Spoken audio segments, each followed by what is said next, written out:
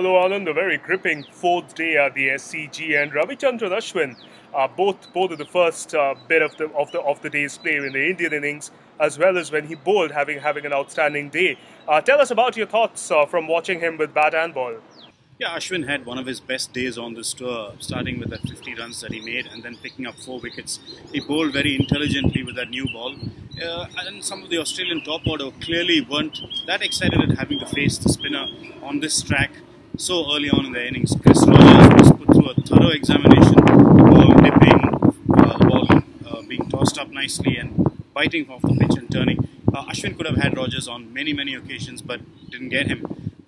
In the end, though, he'll be very happy with his effort because his batting put India in a position from which it made it harder for Steven Smith to make his play and declare if he does make that declaration overnight. And with the ball, 4 wickets is reward for his bowling throughout this tour, really, not just this match.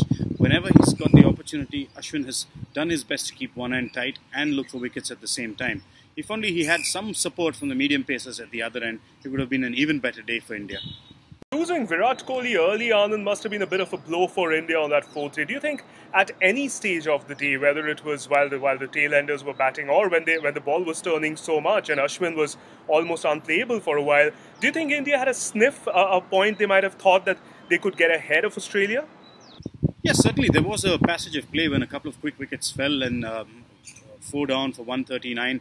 Australia would have been thinking that they're in a slightly dicey situation. India certainly would have had the belief that despite being behind the game for the best part of 3 days, they could now force the pace a little bit. This was a very Indian kind of pitch where there was just nothing in it for the fast bowlers or the spinners on the first 3 days. But suddenly in the second half of the fourth day, it seemed to come to life. Whatever life there was under that surface was now exposed and out in the open, and the spinners were getting the ball to grip and turn nicely.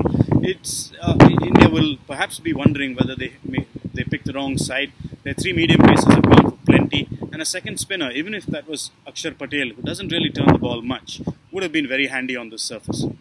Now, Australia's lead, Anand, already close to 350, and we saw Ashwin bowling, Suresh Raina bowling as well, and Nathan Lyon, I'm sure, is going to be a big threat on that final day. Do you think the Indians can bat for 90 overs, assuming that the Australians declare on their overnight total?